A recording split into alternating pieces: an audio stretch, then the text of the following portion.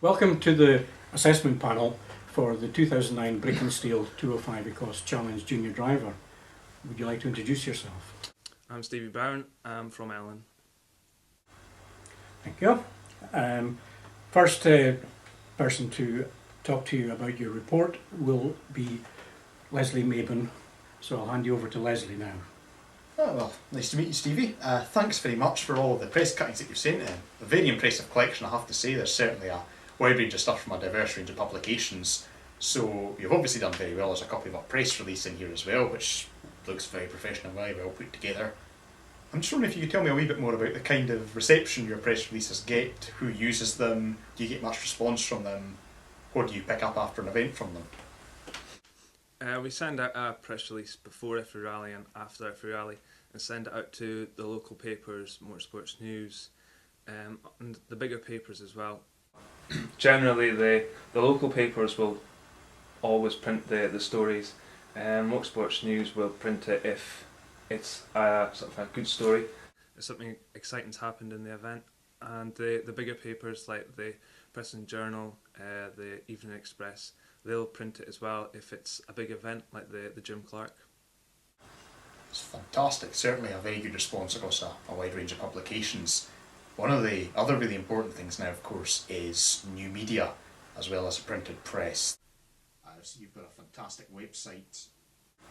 I haven't really had time to look at it properly though, I have to admit. Could you just say a little bit more about what's on your website and what other things on the internet you do to get your name and your sponsors mentioned? Yeah, I mean, we've worked really hard to get the website up to scratch, and on it we put all the news stories. I've got a blog that goes on there. It's got a list of all our events that we're doing, where they are, and where you can get information from. It's got some videos as well of our in-car mostly, a bit of outside footage as well. So we try and put a bit of gallery in there too, just to keep people interested. And so far the figures that we get each month, it's always getting more hits, so it's quite encouraging. Excellent, that's a mightily impressive effort. I'm particularly keen to see that you take interest in the kind of hits you're getting in the analytics of where they come from. It's something that's very important. I'll hand you back to David now for a couple of comments before he passes you over to Fraser.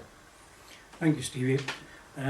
Next to talk to you will be Fraser Jones, who will be particularly interested in the marketing area.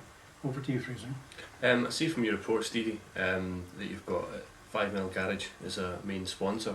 We all know how hard it is to attract sponsors, but that's not where the hard work finishes. It's perhaps even more harder to retain that sponsorship. Can you just explain a little bit about what you do for your sponsor and what the sponsor expects in return? We've been lucky because we've sort of worked with 5 Mile Garage since I first started my career.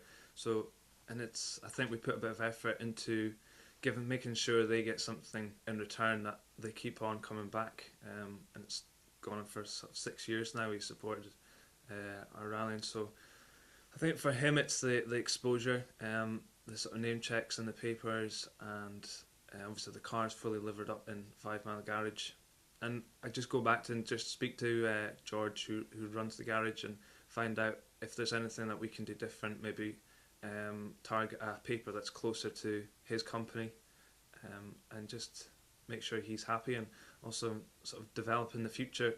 If we're planning something, and I find you get a much better response if you just go and speak to him and say, look, this is what we plan to do. So when he gets a letter or something in saying, look, this is what we plan to do, he already knows what it's about, and he's had time to think about it if it's something he wants to become involved in as well. Dialogue's a very important thing between sponsors, and you seem to have that. A 6-year relationship with a sponsor is certainly one of the healthiest I've heard. Do you look to increase the number of sponsors that you have for future years? Obviously, as your career develops, you'll be stepping up in levels, and as you do make those steps, the cost implications are higher. Yeah. So do you work with George to develop any more sponsors, or do you just keep an eye on what's around in the local area? Obviously, with stepping up into bigger things, the budget's bigger, so sort of go into the sponsor meeting with George or whoever and explain that to him, and if it's in his interest, then he may increase the level of sponsorship, and if not, he might say, well, I can give you this, but have you tried going to speak to so and so? And it's a case of although you go and speak to lots of different companies, most of them will say no, but I found that you get a lead from one which may develop into something else, and that's how some of my sponsors have come about. With a web sponsor, I've got a company that sponsors me, and they look after the website for me, and that was a result of speaking to somebody else and developed into a meeting. Excellent. Sounds like you're very active in the marketing and sponsorship side, which is intrinsically linked into the media side that Leslie was talking about, and seems very successful on both accounts. Thank you very much. Well, thank you, Stevie. We're speaking to the 10 finalists tonight, and when we've seen them all, my two colleagues will decide on a points spread between the 10, and we'll publish that. So thank you very much for attending. Thank you. Thank you. Thanks.